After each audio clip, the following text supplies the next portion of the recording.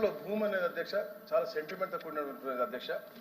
అది అయితే పేద ప్రజలకు ఎవరికైతే భూమి లేదో ఉపాధి లేదో వాళ్ళకి అసైన్ చేయటము లేకపోతే ఇతర ప్రజా ప్రయోజనాలకు వాడాలి అధ్యక్ష. కానీ గత ముఖ్యమంత్రి జగన్మోహన్ రెడ్డి అతను గురు దక్షిణగా ఈ యొక్క శారదా పీఠాధిపతి ఎవరైతే ఉన్నారో స్వరూపానంద స్వామికి అధ్యక్ష ఆయనకి గిఫ్ట్గా ఇవ్వడం జరిగింది అధ్యక్ష.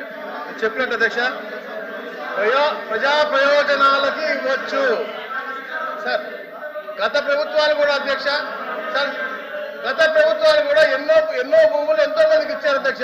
దానికి నిదర్శనం హైదరాబాద్ అధ్యక్ష. చుట్టుపక్కల ఎన్నో కంపెనీలకు ఇచ్చారు కాబట్టి ఎన్నో ప్రయోజన కార్యక్రమాలకు ఇచ్చారు కాబట్టి ఈ రోజు హైదరాబాద్ ముందడుగేసింది అధ్యక్ష.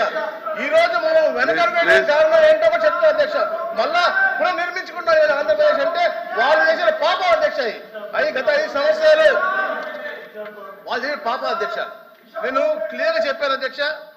విశాఖపట్నం భూమినిపట్నం కొత్తవలస గ్రామంలో సర్వే నంబర్ 102లోని 15 ఎకరాల భూమిని సాంస్కృతిక పాఠశాలకు ఇవ్వడం జరిగింది అధ్యక్ష. అయితే అప్పుడు కలెక్టర్ గారు 1,50,00,000 రూపాయలు ఎకరం అంటే కానీ మార్కెట్ విలువ అధ్యక్ష దాదాపుగా 300 కోట్ల అధ్యక్ష. అంటే 300 కోట్లు విలువ చేసే భూమిని అన్యాయంగా కేవలం గురువు అని చెప్పేసి 15 లక్షల రూపాయలకి ఇవ్వడం అధ్యక్ష చాలా దారుణం అధ్యక్ష. అయితే అధ్యక్ష దీంట్లో కూడా అధ్యక్ష సమగ్ర నివేదికలు అధ్యక్ష BSA 24 మరియు GO 571 ప్రకారం అధ్యక్ష ప్రభుత్వ భూమిని అన్యాక్రాంతం చేసినప్పుడు అధ్యక్ష మార్కెట్ విలువ వసూలు చేయాలి. కలెక్టర్ ఎకరాకు మార్కెట్ విలువ 1.5 కోట్లు వసూలు చేయాలని ప్రతిపాదించారు. కానీ భూమిని ఎకరాకి ₹1,00,000 మాత్రమే కేటాయించారు. ఇది అత్యంత అక్రమంగా ఉంది. మరియు సంస్థకు మినహాయింపు పొందడానికి BSA 24 మరియు GO 571లోని నిబంధనలు కూడా సడలించలేదు. రెండవ అధ్యక్ష విశాఖపట్నం జిల్లా భీమునిపట్నం మండలం కొత్తవలస గ్రామంలో సర్వే నంబర్ 102/2లో గల 15 ఎకరముల భూములు సర్వే నంబర్ 102/2 ఏలో కలిగిన 7.70 సెంట్లు సర్వే నంబర్ 103లో ఎకరాలు 7.3 సెంట్లుగా రివైజ్ చేశారు అధ్యక్ష. ఆ సవరణ అనుబంధం 11ను అడ్మినిస్ట్రేటివ్ డిపార్ట్మెంట్ వారు ఇచ్చి ఉండలేదు. మూడో అధ్యక్ష ప్రతిపాదనకు సంబంధించిన GVMC విశాఖపట్నం తీర్మానం పొందలేదు. GO 571 ప్రకారం స్థానిక సంస్థ నుండి NOC అవసరమై ఉన్నది అధ్యక్ష. అది కూడా తీసుకోలేదు. ట్రస్ట్ డీడ్ ప్రకారం అధ్యక్ష సంస్థ పీఠాధిపతి పర్యవేక్షణలో ఉంది. కానీ వారి అభ్యర్థుల అధ్యక్ష ఉనికిలో లేని వ్యక్తి అయిన ట్రస్టీ పేరున అది కూడా అతని అధికారం ఇవ్వకుండా ఉత్తర్వులు అభ్యర్థించారు అధ్యక్ష. మరియు అనుమతి లేకుండా ఉత్తరాధికారి అని కూడా పేరు పెట్టారు అధ్యక్ష. నైరూప్య మరియు ఊహాజనిత కేటాయింపు చట్టం దృష్టిలో నిలబడవు అధ్యక్ష.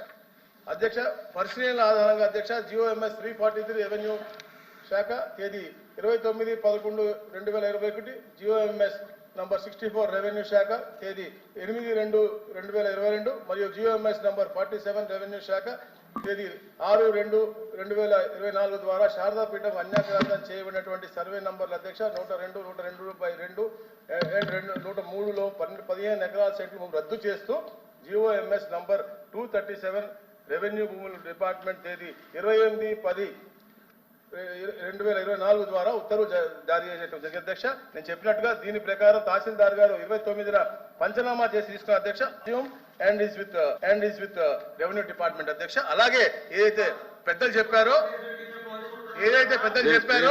చిన్న వలస గ్రామం అది కూడా మా అధికారులు రాసుకునే అధ్యక్ష తప్పకుండా ఎక్కడైతే అన్యాయంగా ఇచ్చారో ఇండివిజువల్కి ఇచ్చి వారి స్వలాభం కోసం. ఎందుకంటే అధ్యక్ష శారదాపీఠం ఏదైతే ఇచ్చారో వేద పాఠశాల కోసం దాన్ని మళ్ళీ కమర్షియల్గా కూడా వాడుకోవడం కోసం కూడా వాళ్ళు రివైజ్ పెన్షన్ కూడా పెట్టుకోవడం జరిగింది. అలాంటి కమర్షియల్ పర్సనల్ గెయిన్ కోసం కాకుండా ప్రజా ప్రయోజనాల కోసం ఎవరు అడిగినా కూడా ఎవరి కోసం కూడా ప్రభుత్వాలు ఇవ్వడంలో మేము ఎప్పుడు కూడా వ్యతిరేకించాం అధ్యక్ష.